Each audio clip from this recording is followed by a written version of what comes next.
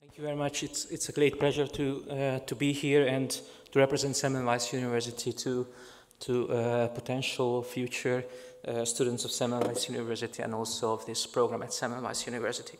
My name is Attila Mócsai. I'm a professor of physiology at the Department of Physiology. Basically, we are teaching second-year medicals and dentistry students how our body functions. And I'm also running a research laboratory which focuses on inflammation research. I will not talk about that today. I wanted to tell you a few give you a few general information about Semmelweis University first, and then I decided to show you a few examples of what kind of research you can expect if you decide to come to Budapest and join Semmelweis University. So Semmelweis is a medically oriented research university in Budapest. Sorry, I'm trying to make this well. I hope you can see this. And I wanted to emphasize two things here. One is the medically oriented. So we are a specialized university focusing on medicine and medically related subjects. In that sense, we are much smaller, much more focused than other universities. But in terms of medicine, we are, as I understand, the biggest university in Hungary. And the other aspect is that we are a research university, so we have a very strong focus on doing research, not just teaching and not just other aspects of medicine. Semmelweis University was founded in 1769 as the medical faculty of the University of Nagyszombat back then. And as of today, we are the largest medical faculty and the largest healthcare provider in Hungary. And as any medical university, we have three main tasks. One is education, teaching medical and other medically related subjects to university students, healthcare, patient care basically, and also research. And I gave you some very general numbers about this. We have about 11,000 students at Semmelweis. We are treating about 2 million patients annually, and we have about 1,500 publications annually. That's our output in these three main aspects of what we do. We have a total of 7 faculties, and I give you some information about these. Obviously, the best known faculty is the Faculty of Medicine, which is sorry, I hope you can see. It's very difficult here to see the mouse. Excuse me. Let me do it this way. Good. Our biggest faculty is the Faculty of Medicine. It's a 6-year program. The diploma is an MD diploma, medical doctor diploma, and we have 4,500 students here, total number of students. We also have a dentistry faculty, pharmacy faculty. We have a big health sciences faculty. It might be less known generally because it was an independent university or higher education institution before, but it joined Semmelweis University many years ago. We also have a health and public services faculty and a new faculty, András Pető faculty. And we also have a big PhD school, which is like a postgraduate, post-MSc kind of research activity coordinating independent faculty. As you see, the biggest faculty is the Faculty of Medicine. The second biggest faculty is the Faculty of Health Sciences. And as I mentioned to you, we have about 11,000 students in total. Of those 11,000 students, a large part of them are international students. Most of our international students are from Germany, but we also have a large number from Norway, from Japan, from Korea, from Iran, and we also have a campus of the medical faculty in Hamburg. It's called the Asklepios campus Hamburg. We have about 200 students there. For a university, ranking, all kinds of different rankings are quite important. I wanted to give you some information about this. I'm not going to talk about too much about this because it might be boring, but one of the biggest ranking list is these Times Higher Education World University Rankings, and we are very proud that we are among the top 300 universities in the world. To put this into perspective, that means that we are within the top 1.2% of all universities in the world. So this is a general ranking, university ranking, but there are a lot of specific rankings, ranking universities based on subjects, and just a few information in this very well-known, the QS World University Ranking. We are, for example, in the top 100 in the fields of anatomy and physiology, and we are very proud since I am a department of physiology. And also in the US News & World Report Best Global Universities Ranking, we are very proud that we are number 55 in the cardiac and cardiovascular system. We have very ambitious goals and vision. By 2024, we would like to be one of Central Europe's top 3 biomedical specialized universities. So it's very close. We believe we will achieve this. And by 2030, we would like to be one of the world's top 100 universities, and to be one of Europe's top 5 medical schools. This is obviously a bit further away, but there's a lot of new development, new programs. For example, the new translational medicine program that is being led by Professor Hegyi, which we believe will help us achieve these goals.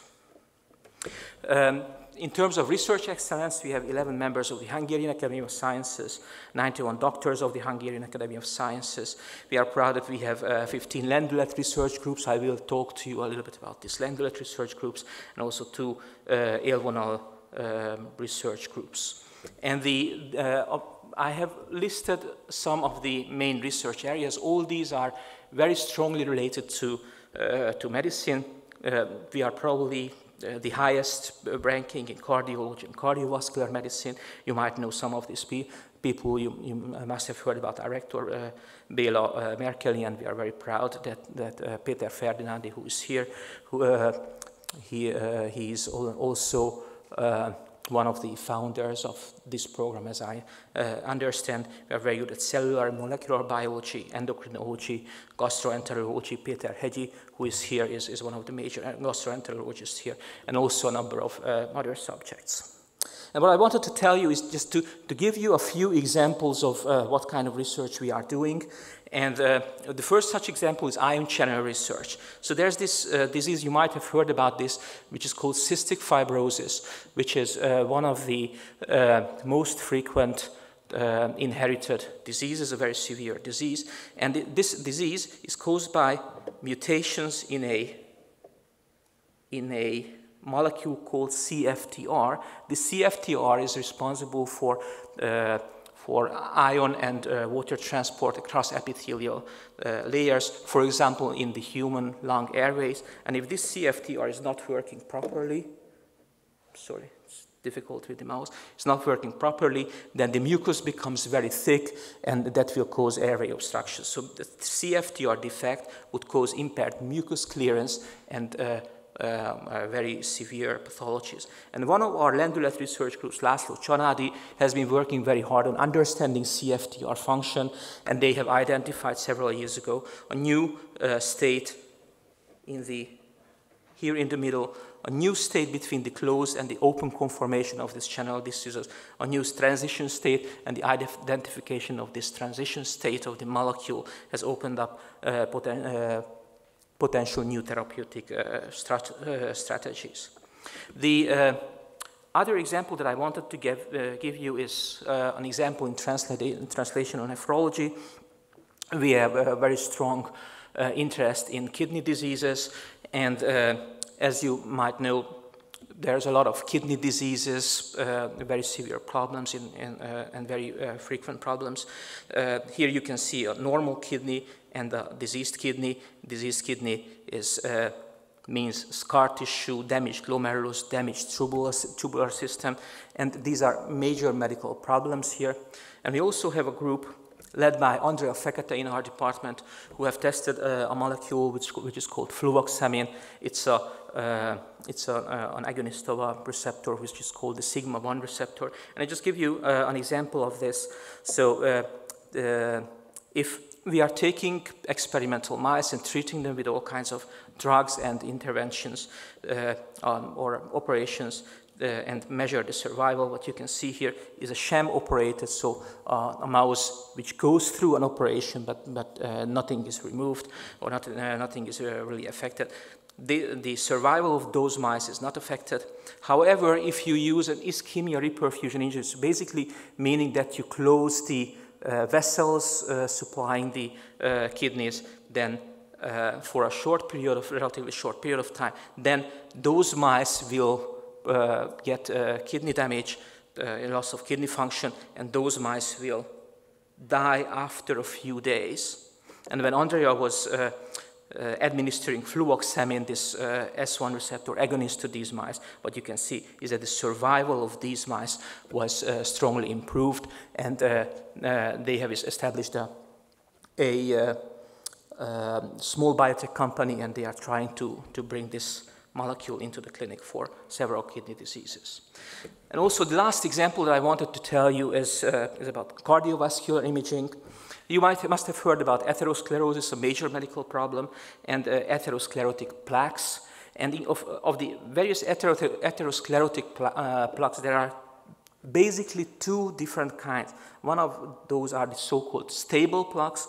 This cause obstruction, partial obstruction of the vessels. But this obstruction does not change over time, and this obstruction will not rupture, so it will not completely block the vessel. So basically, these kinds of atherosclerotic plaques will not cause someone to die. On the other hand, there are those so-called vulnerable plaques, again, trying to use this mouse, vulnerable plaques. And so these are the kind of plaques which can rupture and which can cause complete closure of the vessel. So these are the kind of plaques that cause heart attacks that can kill people. And it's a major clinical problem to differentiate between these two kinds of plaques, because there's not much to do with the first one, but there's an imminent danger in the second one, so you have to treat the second one. And we also have a cardiovascular imaging group led by Pál Maurovics Horváth, who are trying to use coronary CT analysis to identify features of plaques that make them vulnerable. And they have described this napkin ring sign. I'm trying to quickly explain this to you. So napkin ring is this kind of ring, and what you can see here is a coronary CT. This is the vessel filled with a contrast agent. This is atherosclerosis, and in the middle you can see these what you can not see in CT. So it's not it's a black area. This is this lipid area, what you can see here. So if you see these kinds of vessels surrounded by this napkin ring kind of appearance, then you can say that this is probably a vulnerable plaque, and this is something what you need to treat. And this is one of the examples of how you can identify patients who are most at risk of developing a heart attack. So these were just three small examples of what kind of research you can do here at Semmelweis. There's a lot of other examples as well. So if you want to learn more about Semmelweis University, then you can find us on the web at www.semmelweis.hu. Thank you very much for your attention.